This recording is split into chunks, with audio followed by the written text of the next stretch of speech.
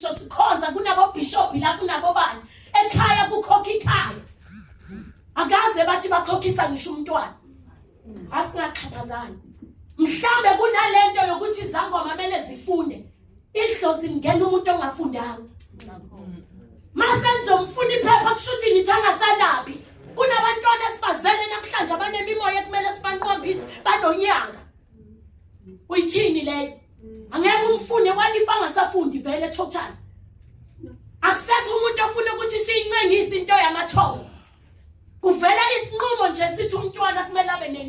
nokufunda okungaka sahlula isikolo sima safety officer manager njengoba sila namhlanje sihusukile sineminkenke njengoba bakhuluma ugogo asikho nesisodwa izangoma ezinye ngiyathuka gogo mawuthi ziyancedana izangoma abafuna ukubona ugezile bafuna mawuhlupheke waya mawuhlupheka bafuna uhlupheke kakhulu